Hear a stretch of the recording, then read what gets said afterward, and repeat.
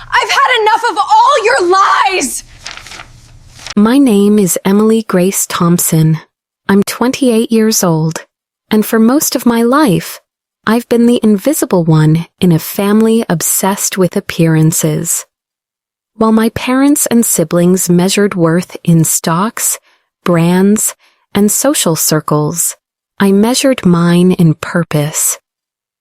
They called it irresponsible. I called it freedom. But that freedom was about to be tested on the day my family decided to teach me a lesson about responsibility. It started on a golden afternoon inside our family estate in Oakland, the kind of mansion that looks timeless in photographs and hollow in person. The place smelled of old books and money, real, inherited money that came not from ambition, but from lineage. My grandfather built this empire from dust. My parents maintained it like a museum. That afternoon, sunlight streamed through the tall arched windows, turning the dust in the air into floating gold. The study, our family's so-called war room, had been arranged for what Mom called an essential family financial summit.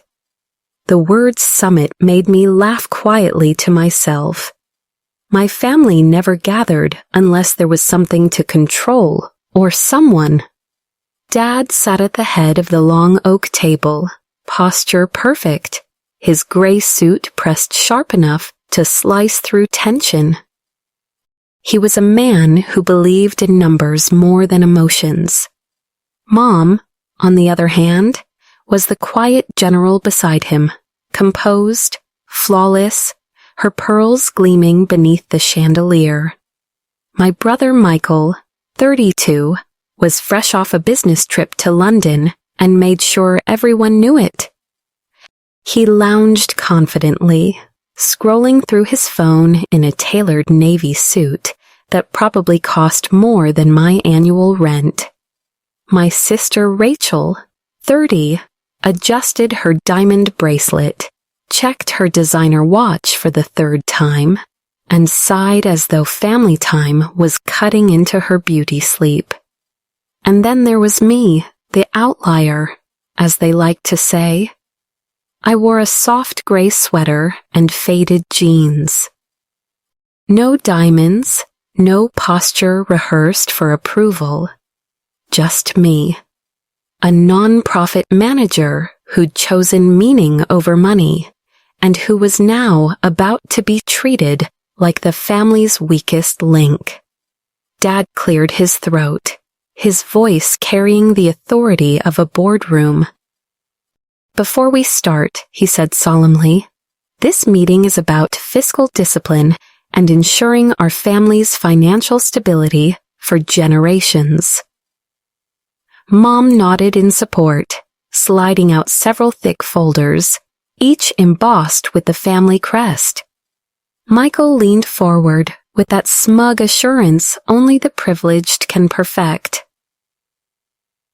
"We've been reviewing annual expenditures," he began, "and frankly, it's not sustainable.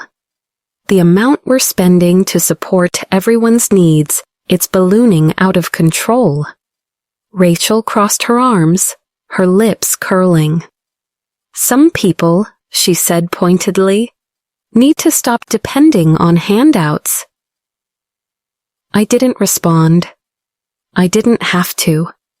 They weren't even subtle about it anymore.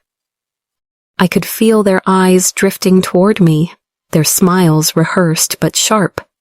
Dad flipped a page, scanning figures. "The emergency fund is being drained too often. Rent, repairs, lifestyle costs. This dependency needs to stop." Mom's tone hardened as she turned toward me.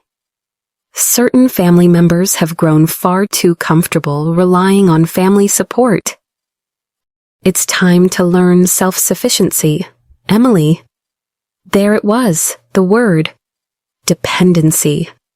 The label they'd chosen for me because I didn't chase wealth the way they did. I wanted to laugh. My entire life was built on earning my own way, working late nights, saving quietly, paying debts they didn't even know existed. But I said nothing.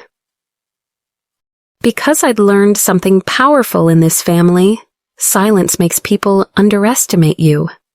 Michael leaned back, smirking. Your nonprofit work is noble, but it's not sustainable. You're too smart to live like this. Rachel added, It's time to grow up. The constant help, it's enabling. They spoke like judges, each delivering their sentence with the satisfaction of righteousness. Then Mom leaned forward, her tone final. Effective immediately, she said. There will be no more financial assistance for non-emergencies. No rent coverage. No repair funds. No casual transfers. From now on, everyone is responsible for their own life. She straightened her back and said the line that would haunt and later liberate her entire family. We're not your bank anymore. The words hit the room like a gavel. Dad nodded proudly. Michael smirked. Rachel exhaled in relief, as if justice had been served. And me? I just sat there, quietly absorbing every syllable. Because they didn't know the truth. They didn't know that for 3 years, I'd been the one signing their checks. They didn't know that every allowance, every business expense, every maintenance fee they lived off required my approval. They didn't know that I was the bank. The irony was almost poetic. My phone buzzed on the table, and I glanced down. A new message flashed across the screen. Whitman Trust Management. Approval needed for monthly distributions. Michael Thompson, $15,000. Rachel Thompson, $12,000. Eleanor Thompson, $8,000. Charles Thompson, $18,000. I stared at the screen for a long moment as their conversation droned on about discipline and independence. Then, slowly, I typed one word, denied. The click of my thumb on the screen sounded like thunder in my chest. No one noticed. Not yet. But soon, they would. And that's the thing about truth. It doesn't need to shout. It just waits, quietly, until everyone else runs out of lies. Dinner that night was quiet, too quiet. The clinking of silverware echoed in the cavernous dining hall, like small yet polite explosions. My family didn't know it yet, but the tectonic plates beneath our household had already shifted. I sat between portraits of ancestors who'd built empires out of sweat and instinct, wondering what they'd think of the heirs, now arguing over credit card statements and car leases. After the family financial summit, I thought things would settle. But of course, in my family, nothing ends with a single declaration. It festers, ferments, becomes dinner conversation served cold. Dad broke the silence first. Emily, he began, his tone softened now that the cameras of his own moral performance were gone. You do understand why we had to do this, don't you? I didn't look up from my plate. Sure. Fiscal discipline, generational security, accountability. He nodded, missing the irony entirely. Exactly. This isn't punishment. It's about teaching responsibility. You're old enough to stand on your own. Old enough to stand on my own. I almost laughed. I had been standing on my own since 22, quietly paying bills they didn't know existed, balancing budgets they benefited from without realizing it. Mom dabbed at her lips with a linen napkin, her pearls glinting under the chandelier. We just worry about you, Dear, nonprofit work is noble, but you can't live on idealism. You need a career that supports a proper life. Her voice was calm, but it carried that sting, the one that had shaped my childhood. The reminder that worth, in this family, was measured in net returns, not impact. Michael leaned back, swirling his wine like a CEO in a commercial. She's too smart to waste time managing fundraisers and charity drives, he said. Imagine what she could do if she joined Thompson Capital. Real money, real strategy. Rachel nodded, looking up from her phone. You'd have connections, freedom, luxury. You wouldn't have to keep asking for help. That last line landed heavier than she realized. My hands froze mid-motion. I looked at her perfect manicure, her $1,000 bracelet, her smug certainty, and wondered how people could be so blind to their own hypocrisy. But I said nothing. Not yet. Dad continued, as though this were a boardroom meeting. The truth is, Emily, the family fund has been stretched thin. Between your siblings' business ventures, the estate upkeep, and Mom's charitable events, we've been covering a lot. We can't just keep approving every request. Mom's eyes darted toward me. We're not cutting you off to be cruel. We're doing it because it's time you learned independence. Sink or swim, that's life. There it was again. The same phrase she'd said earlier. Sink or swim. I smiled faintly. You're right, Mom, I said softly. It's time everyone learned that. Michael frowned. Everyone? What do you mean? Nothing. I speared a piece of salmon and changed the subject. But inside, a quiet storm was building.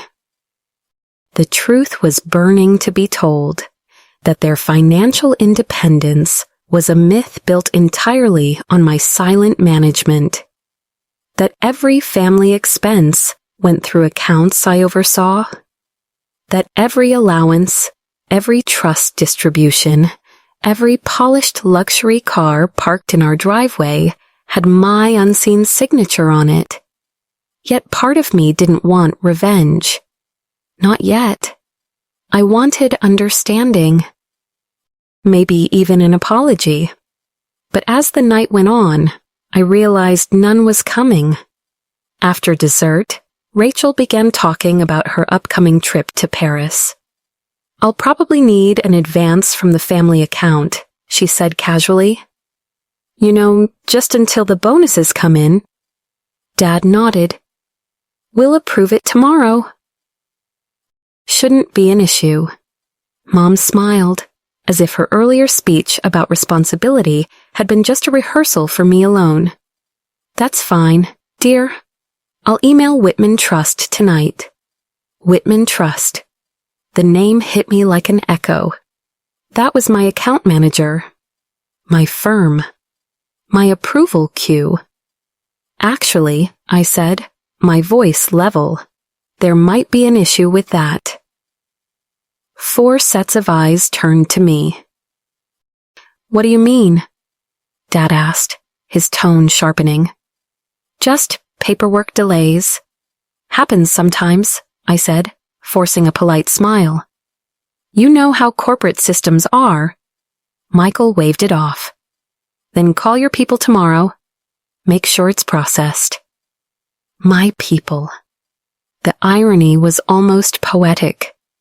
After dinner, I excused myself and stepped into the old study. The air smelled of aged wood and cigar smoke. The same study where generations of Thompsons had made decisions that shaped our family's future. I stood before the fireplace, staring at the portraits again. My grandfather's gaze seemed to follow me, the man who built everything from nothing, who'd chosen me as the successor trustee, not because of birth order, but because of something he saw that my parents never did. His last letter to me, sealed and formal, still echoed in my mind. Emily, wealth is a mirror. It reflects not who we are, but who we choose to be when no one's watching. You will be tested by greed, by pride, by family. Remember, power without empathy is destruction.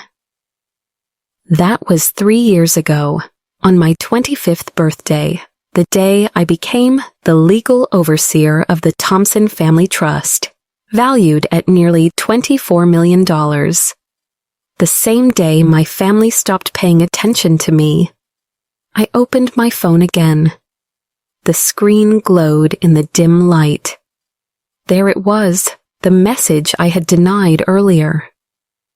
Whitman Trust Management. Approval required. $15,000 monthly allowance. Michael Thompson. $12,000. Rachel Thompson. $8,000. Eleanor Thompson.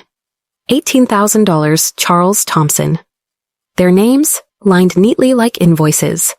My thumb hovered over the denied confirmations I had already sent. A flicker of guilt passed through me, not because they'd suffer, but because they'd finally see reality. The fire crackled behind me. I imagined tomorrow, my father at his desk, confused as his accounts froze, my mother calling the bank, my siblings realizing their cards had stopped working. I didn't want revenge. I wanted balance. And maybe that was the real difference between me and them.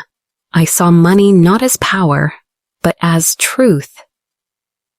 Outside, the wind began to howl through the garden hedges, rattling the windows like whispers from another time. I sat in the same chair my grandfather once did, staring at the empty glasses left on the table. They said they weren't my bank anymore. A slow smile tugged at my lips. They were right. Because by morning, they'd learned something far more humbling, that I had been theirs all along.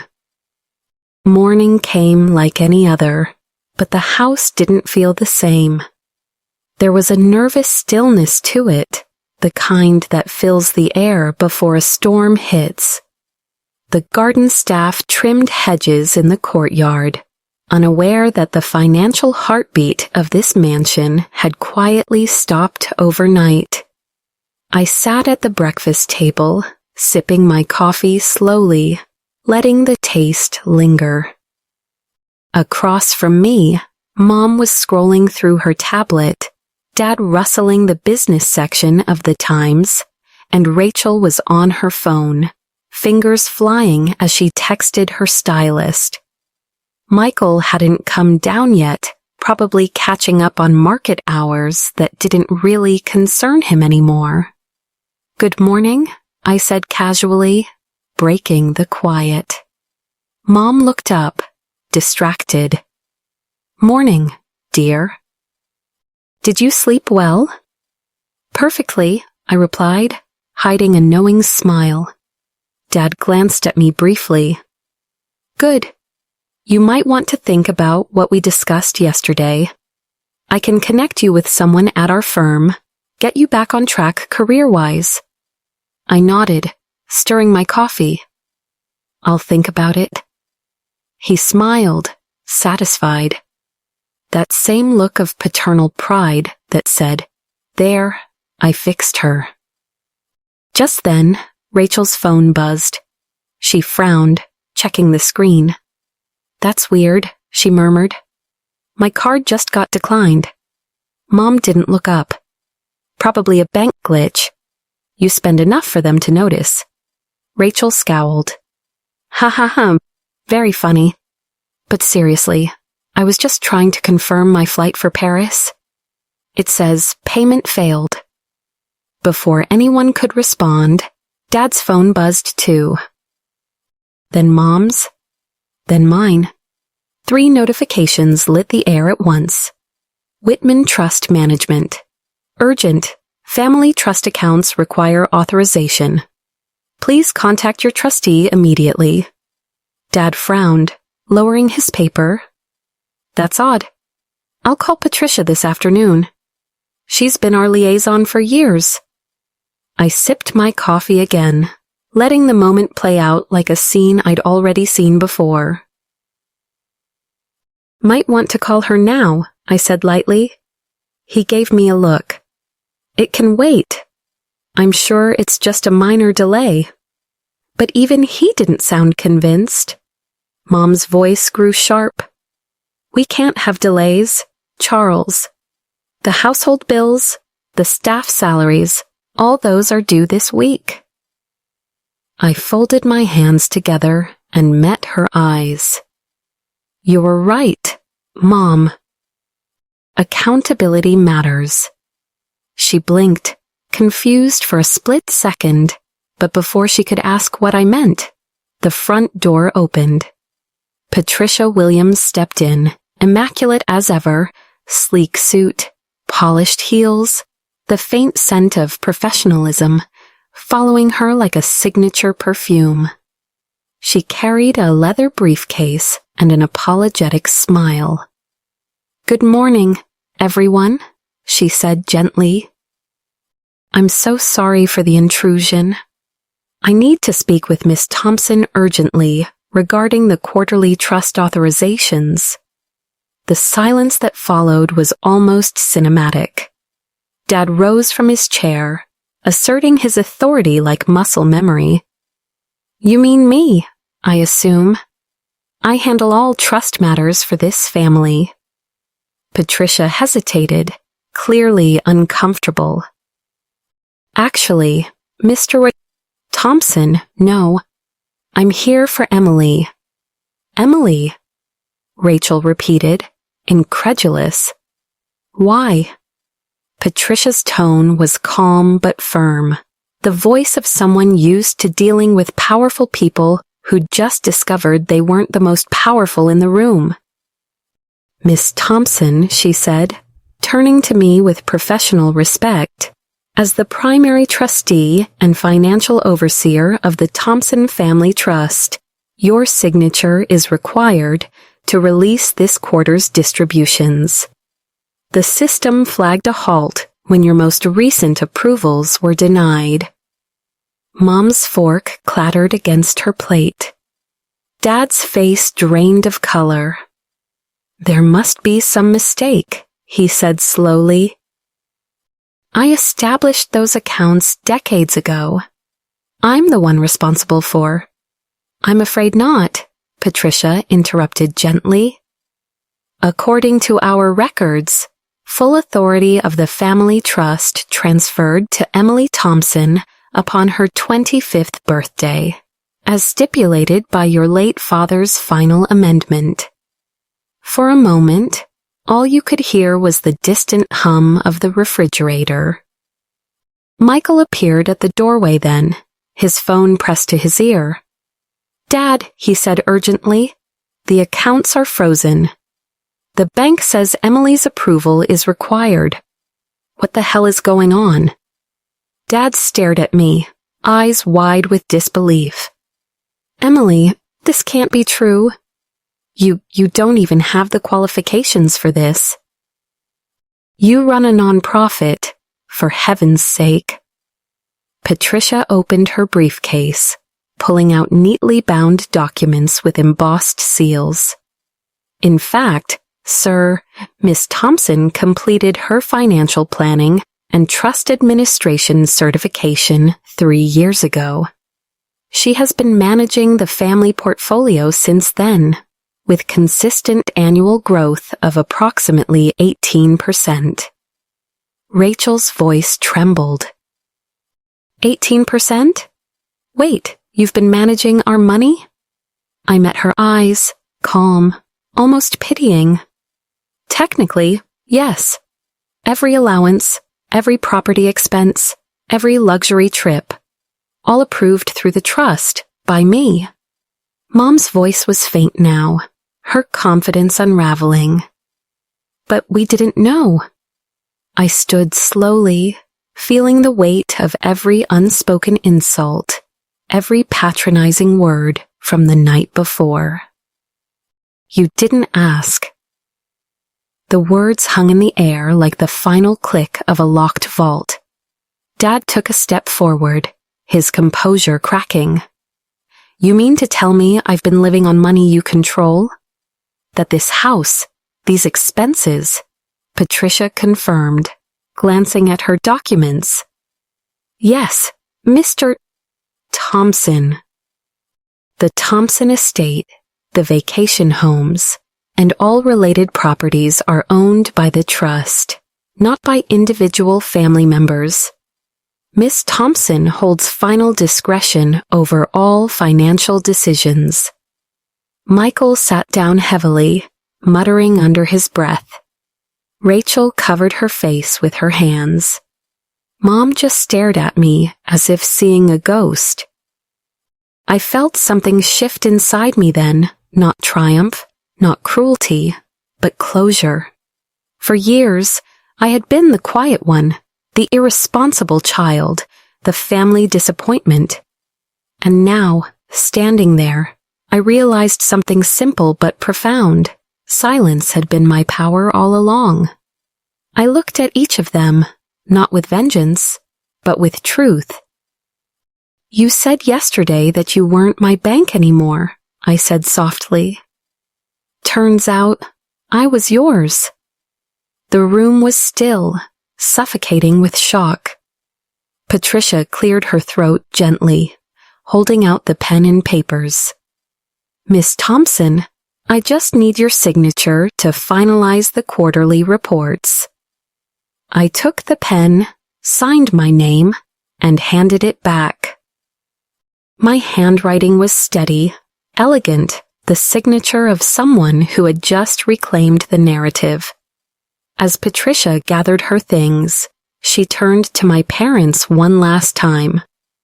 Congratulations, she said politely. Your daughter has managed your legacy with exceptional care.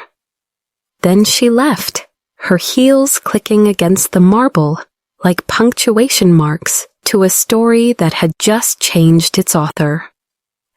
My father sat down heavily, staring at nothing. My mother's lips parted, but no words came out. Rachel looked on the verge of tears. Michael's phone buzzed again, another decline alert, lighting up the screen. I finished my coffee in silence, the faintest smile tugging at my lips. The storm had finally broken, and for once, I wasn't standing in the rain. The air in the study was thick, not with smoke or scent, but disbelief.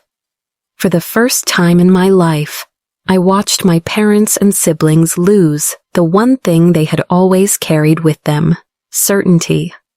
The certainty of control, of hierarchy, of knowing their place above mine. Michael broke first. This is insane, he snapped, his voice rising with every word. You can't just walk in here and what? Take over our finances? That's absurd. Patricia, who had been quietly organizing her briefcase, didn't even look up. Mr. Thompson, she said evenly, your sister didn't take over anything.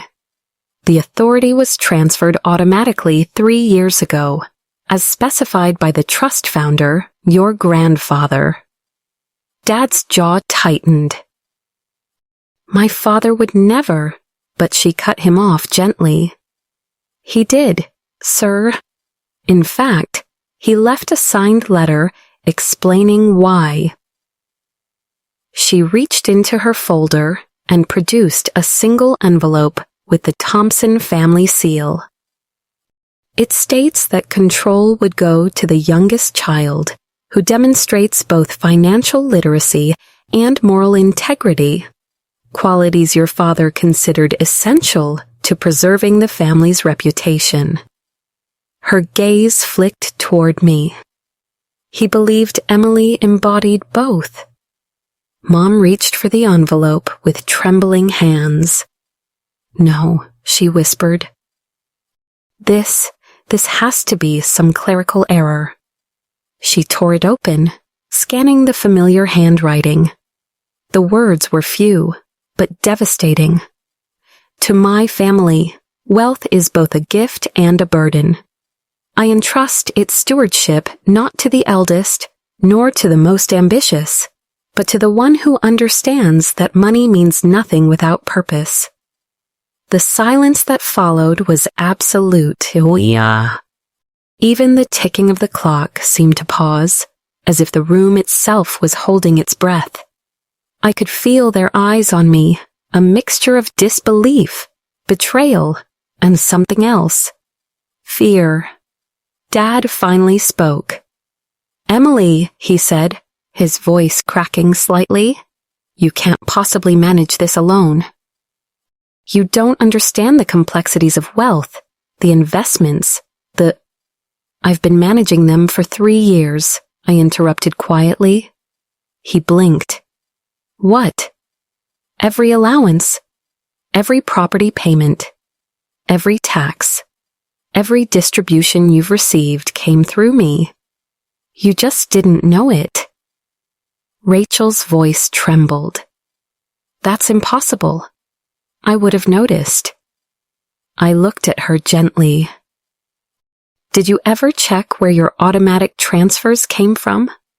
Or did you just assume they appeared because Dad clicked approve?" Her face paled. "Oh my God," Patricia nodded. "Miss Thompson has been a model trustee. The accounts have grown. Diversified investments, charitable returns, sustainable distributions, 18% annual increase." Michael's laugh was bitter, hollow. "So what now, Emily? You're going to punish us?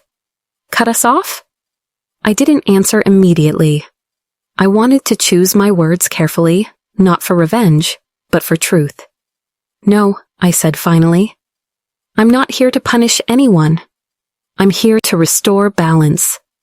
Mom rose from her chair, her voice trembling but still carrying that familiar edge of superiority. "Balance? You've embarrassed your family, Emily. You're making a mockery of us in front of our advisor." Patricia looked up from her tablet. "With respect, Miss Thompson, your daughter has actually protected this family. Several of your investment properties were at risk of foreclosure due to mismanagement 2 years ago. Miss Thompson intervened and restructured the debt quietly." Dad's head snapped up. "What are you talking about?" I met his eyes. "The San Diego property. The one you refinanced for your golf club venture. You missed 2 payments in 2022. The bank flagged it. I paid it off through the trust to prevent default." He stared at me like he was seeing a stranger. That can't be true." "It's in the records," Patricia confirmed, scrolling through her screen. "Without her intervention, you would have lost the property." Michael's voice cracked, anger melting into confusion. So all this time, I said softly, I was doing what you always told me to do. I was taking responsibility." The words landed like thunder. Rachel looked near tears now, her voice small. "But you never said anything. Would it have mattered?" I asked. "You never listened when I did speak." For a moment, no one said a word. The sunlight filtering through the tall windows had shifted, painting long shadows across the floor. It felt symbolic, the old order fading, the truth creeping in. Then my phone buzzed. I glanced down. Another call from Whitman Trust Management. "Excuse me," I said, answering. "Miss Thompson," came the calm voice of David Chin, the private banker. We've received your denial for this month's family allowances. Would you like us to place holds on the associated accounts? 4 sets of eyes locked on me. Yes, I said evenly. Proceed with the holds until further notice. David's tone was professional, unflinching. Understood. All automatic transfers will be suspended pending your review. I ended the call, setting my phone on the table like a gavel. Dad's voice rose in disbelief. You can't do that. Those accounts are tied to the trust, I finished. Which, as Patricia confirmed, I oversee. Mom's lips parted in horror. Emily, please. This isn't funny. I'm not laughing, I said quietly. Patricia checked her notes again. To clarify, current monthly allowances are as follows. Michael Thompson, $15,000. Rachel Thompson, $12,000. Eleanor Thompson, $8,000. Charles Thompson, $18,000. She looked up. All suspended effective immediately. Rachel gasped. Michael swore under his breath. Dad slammed his hand on the table. This is outrageous, he shouted. You don't understand the damage this will cause. I do, I said, my tone calm. The damage of dependence. The damage of entitlement. For a moment, I almost felt pity. They weren't villains, just people raised to believe wealth was oxygen. Take it away, and they suffocate. Emily, Mom said, her voice breaking now. You can't just... Stop, I said, gently but firmly. You all told me last night it was time I learned to live without help, that it was time to stand on my own. I agree. And it's time you did too. Patricia quietly gathered her files, clearly sensing the emotional weight in the room.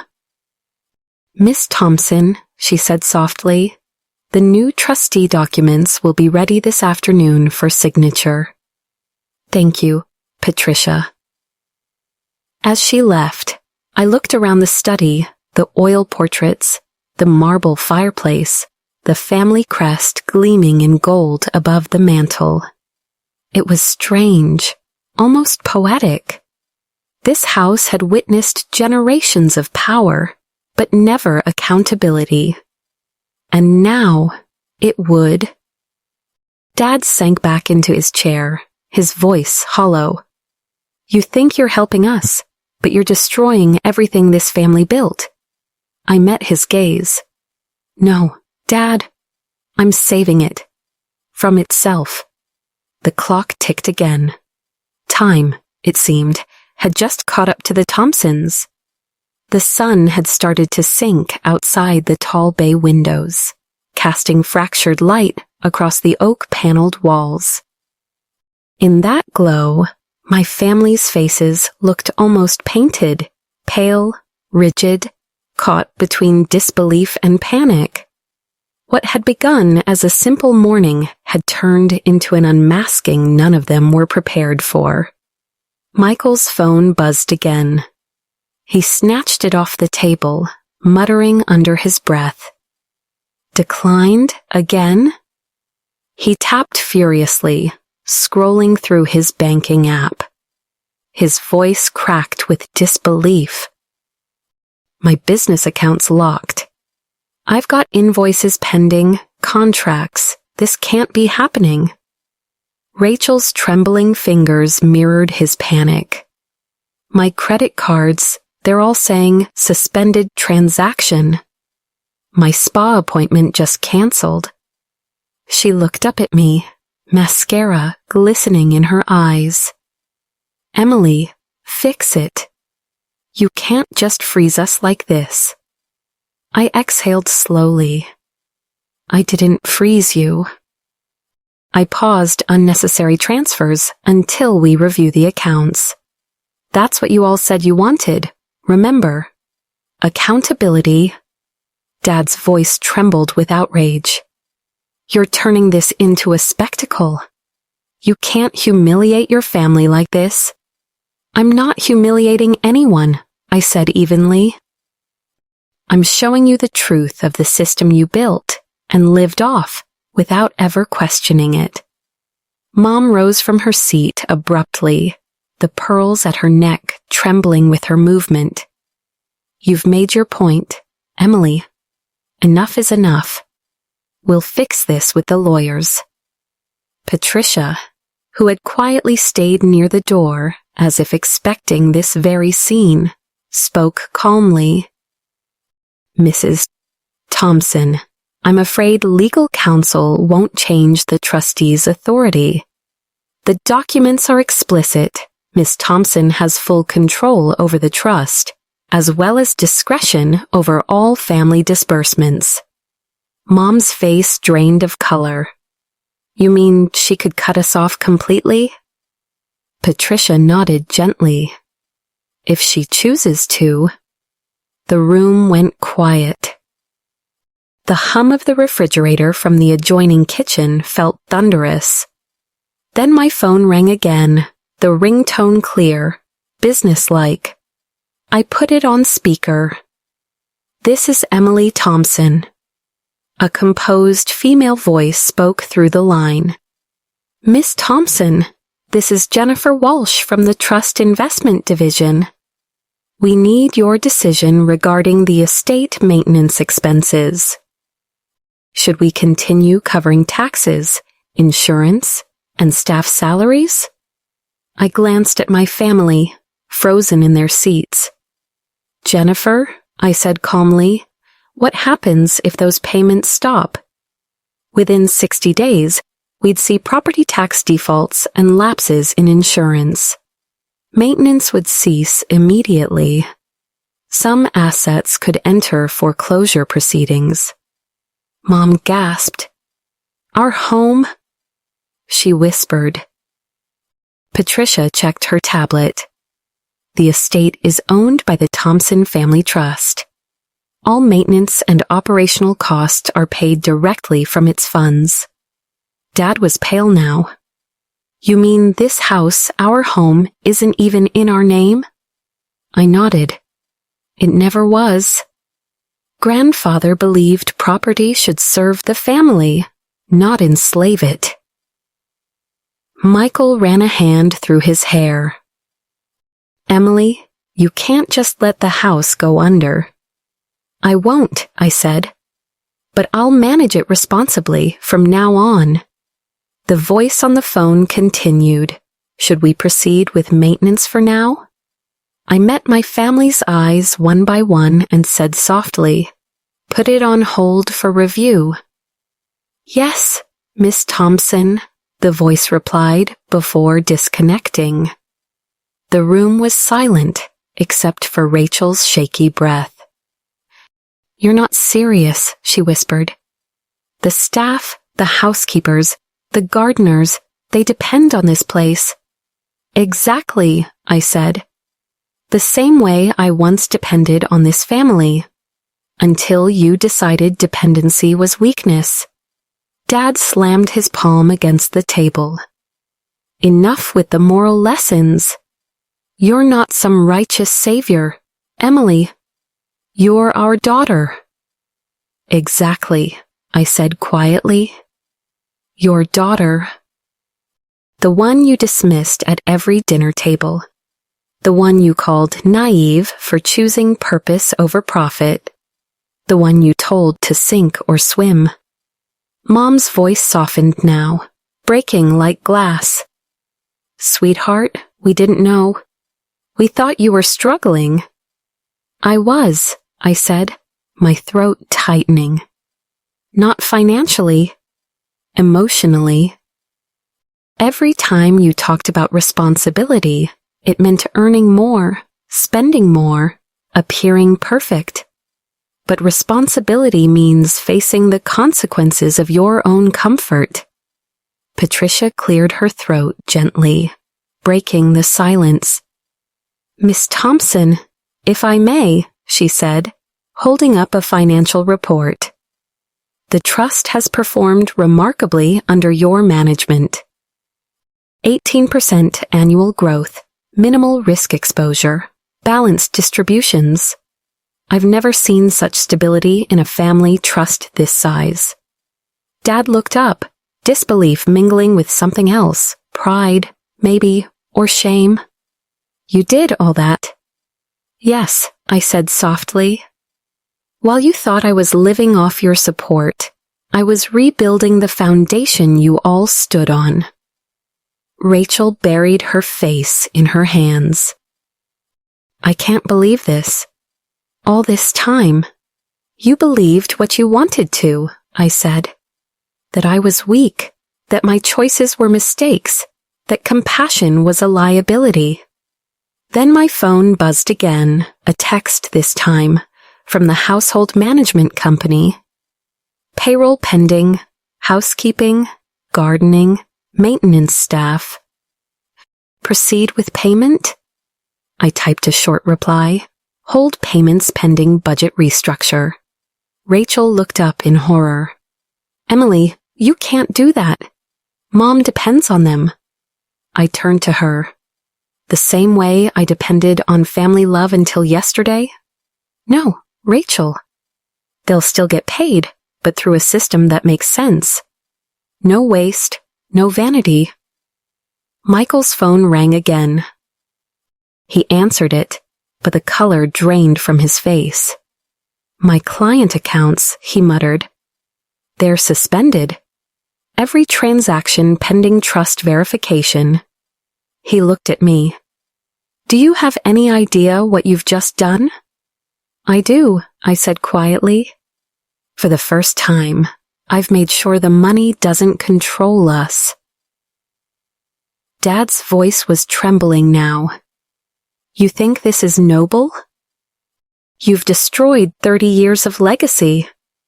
I stepped closer, my voice calm but heavy. No, Dad. I'm saving it. Grandfather warned us that this family would collapse under its own entitlement. I'm preventing that collapse, even if it means letting you fall first. The words hit him like a blow. His hand dropped to the table, powerless. Mom's eyes filled with tears. We were only trying to teach you responsibility. I know, I said softly. But you forgot that teaching goes both ways. I looked around the room at the portraits of ancestors, the soft hum of the chandelier lights, the empire built on inheritance and pride. For years, I've managed this trust silently, hoping someday you'd understand that wealth without gratitude isn't legacy, it's decay. You said you weren't my bank anymore. You were right. Because the truth is, I paused, letting the words settle like dust in sunlight. I was yours all along. Patricia quietly gathered her documents, nodded respectfully, and left the room. The door closed behind her with a soft click that sounded like finality. No one spoke. The house, once so full of authority, felt hollow now. Outside, the last rays of sun spilled over the Thompson estate, golden, fading, fragile. And inside, for the first time, I wasn't the quiet one anymore. I was the reckoning. The next morning, the Thompson estate felt like a different world. The house, once filled with the hum of confidence and the clatter of routine wealth, had fallen eerily still. No gardeners trimming the hedges. No soft footsteps of the maids in the hallways. The smell of fresh coffee still lingered, but the comfort it brought was gone. The silence wasn't peace, it was consequence. I walked through the hall slowly, my footsteps echoing against marble floors that suddenly seemed louder than ever. Every painting I passed, portraits of our ancestors in oil and gold, seemed to stare back, their faces locked in quiet judgment. I wondered what my grandfather would say if he were here. Maybe nothing. Maybe just a nod, a faint smile of recognition. When I reached the study, my family was already there. Mom was pacing by the window, wringing her hands. Dad sat stiffly in his leather chair, eyes red from a sleepless night. Rachel was clutching her phone, checking her balance again and again, as though denial would change it. Michael stood near the fireplace, staring at the flames like they held the answers to a test he hadn't studied for. I closed the door gently behind me. "Good morning," I said softly. No one replied. Finally, Dad broke the silence. "Emily," he said, voice tired, brittle, "you've made your point. The situation is unbearable. The staff's threatening to quit. We can't go on like this." Mom turned to me, eyes glistening. "You've proven we relied too much on the trust. Fine. But please, let's just return things to normal." I looked at her, and for a moment, I felt something twist inside me. She wasn't the commanding matriarch from yesterday. She was just a woman afraid of losing her world. "There is no normal to go back to," I said. What we had wasn't balance. It was dependency, dressed up as tradition. Rachel's voice cracked. "So what now? You want us to live like common people?" I smiled faintly. "Like accountable people." Michael turned sharply. "And what gives you the right to decide what that looks like?" "The trust," I said simply. "And the fact that for 3 years, I've kept this family from financial collapse without a thank you or a question." Dad leaned forward. "Then tell us what you intend to do." I exhaled slowly, walking toward the long oak table where so many of our arguments and illusions had unfolded. I placed a stack of new documents on the surface. From today forward, all allowances will be restructured with oversight and conditions. No more unchecked transfers. No more invisible spending. Michael frowned, grabbing the top sheet. "You're reducing allowances?" "Yes. Dad, $12,000 monthly, with full expense reporting required. Mom, $6,000 for discretionary spending but under review. Michael and Rachel, $8,000 each, contingent on quarterly financial plans and documented budgets." Rachel gasped. "That doesn't even cover my rent." "Then maybe it's time to find a smaller apartment," I said quietly. "No, like you advised me last year when you told me to learn to live within my means." Her face went pale. Dad clenched his fists. "Emily, this is humiliating. You're treating us like employees." "No," I said, meeting his eyes. "I'm treating you like family members who finally have to learn accountability." He looked away. I continued, my tone calm but firm. "There's more. From this quarter forward, all trust beneficiaries will participate in financial counseling sessions. Mandatory, twice a month." Rachel let out a shaky laugh. "Financial counseling? You're serious?" "Dead serious," I said. "You all said I needed guidance. Now it's your turn." Mom took a step toward me, her voice trembling. "Sweetheart, please. We understand now. We were wrong to judge you, wrong to treat you like you weren't capable." Her eyes softened, filled with tears. "We're sorry." I hesitated. For a brief moment, I wanted to hug her, to tell her that everything would go back to how it was. But then I remembered the years I spent being invisible, how they dismissed my choices, mocked my career, and labeled my independence as failure. "And you're not bad people," I said finally. "You were just trapped by comfort. You mistook security for superiority. But comfort without conscience doesn't build legacy, it rots it." The room stayed silent. The only sound was the crackle of the fireplace and Rachel's quiet sniffles.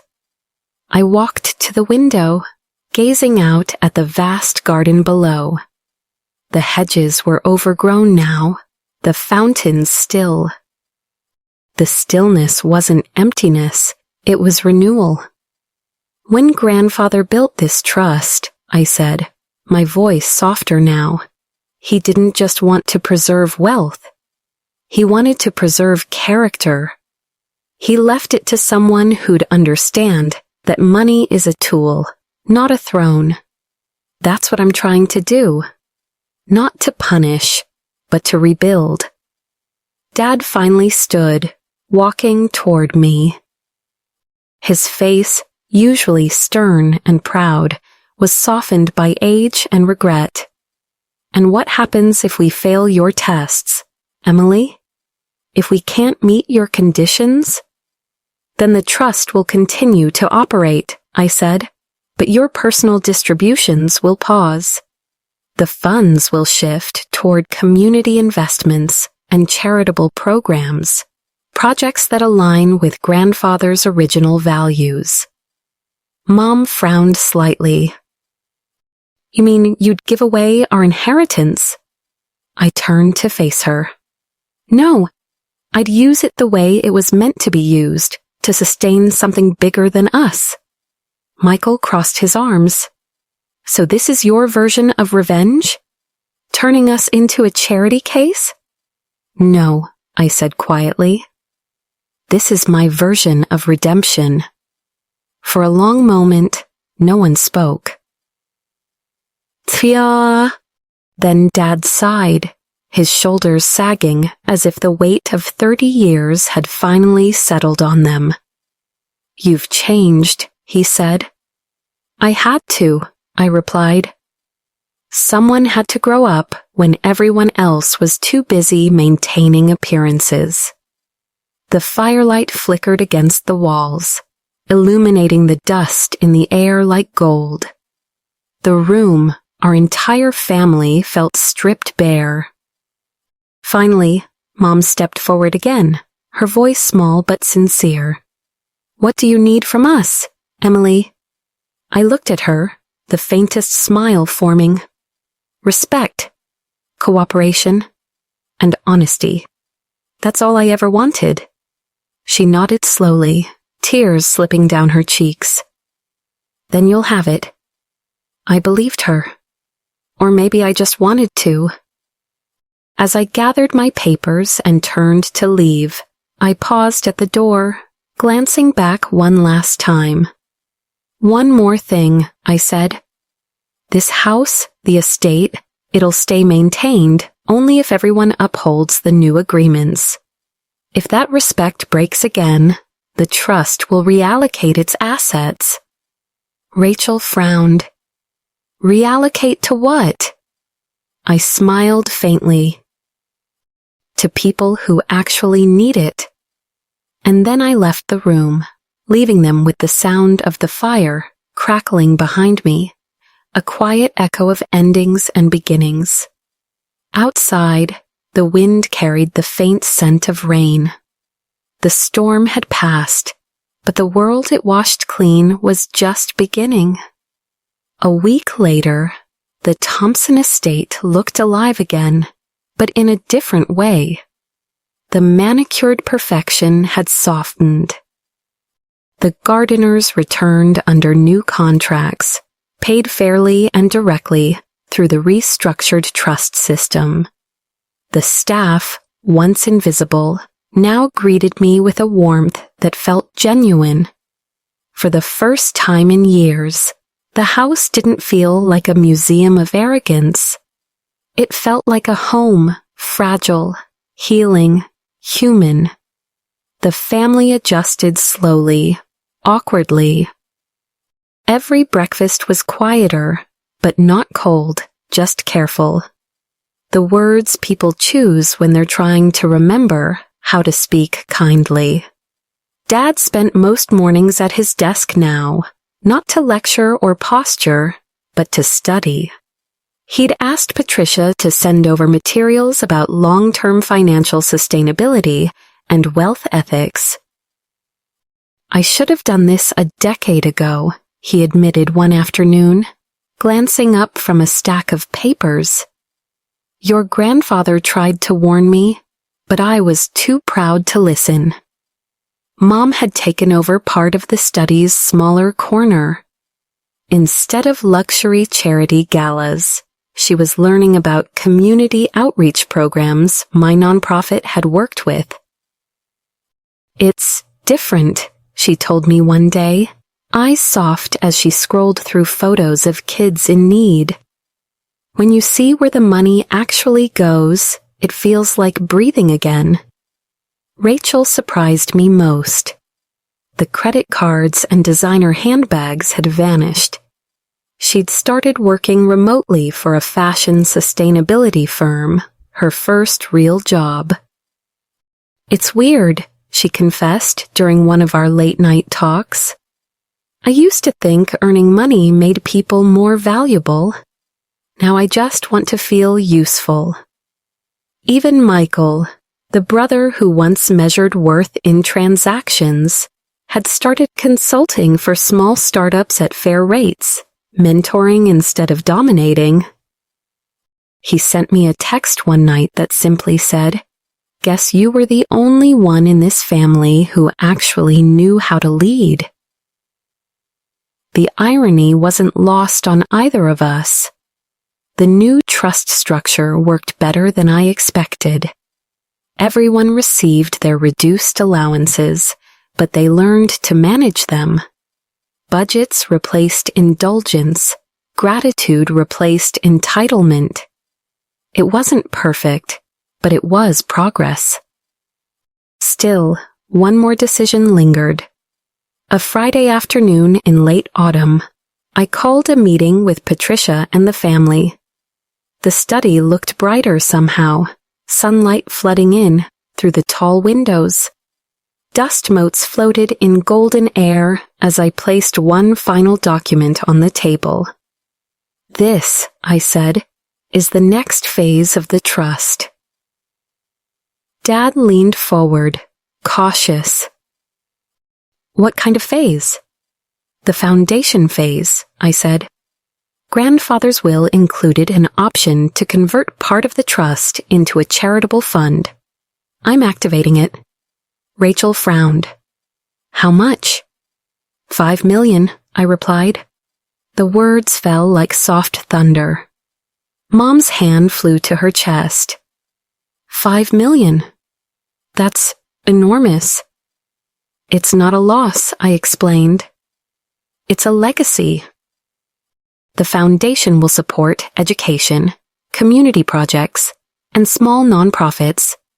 It'll bear our family name, but for the right reasons this time. For a long moment, no one spoke. Then, surprisingly, Dad nodded. Slowly. "He'd be proud of that," he said quietly. He always said wealth should outlive ego. Patricia smiled faintly from her seat. "And you've made that possible, Miss Thompson." I turned to her. "No, Patricia. We have... This family finally is starting to understand the difference between comfort and contribution." I signed the document, my name flowing across the page in calm, deliberate strokes. Emily Grace Thompson, trustee, daughter, heir, rebuilder.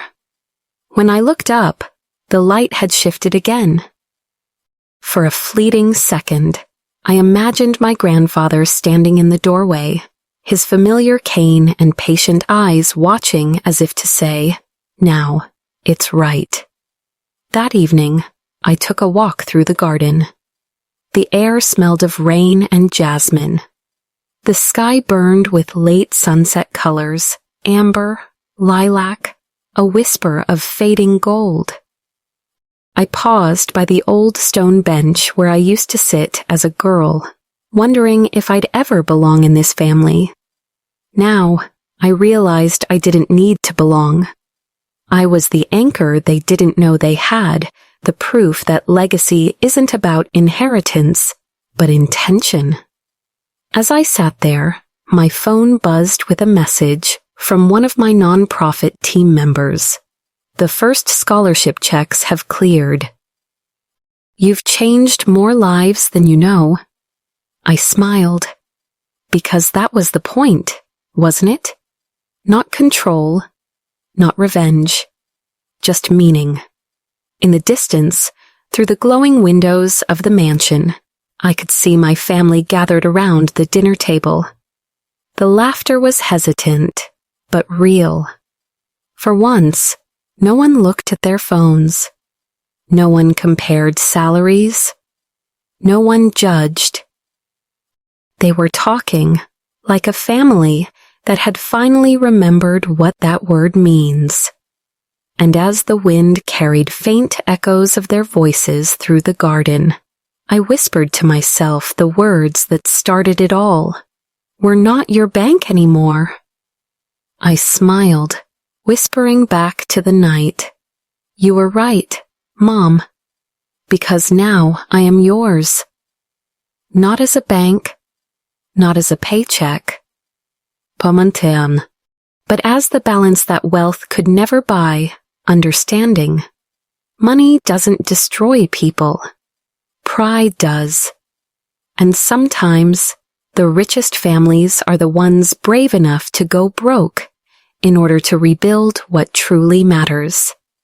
Thank you for watching this story. May your home be filled with respect, empathy, and love that no money can replace. Take care of yourself and your family.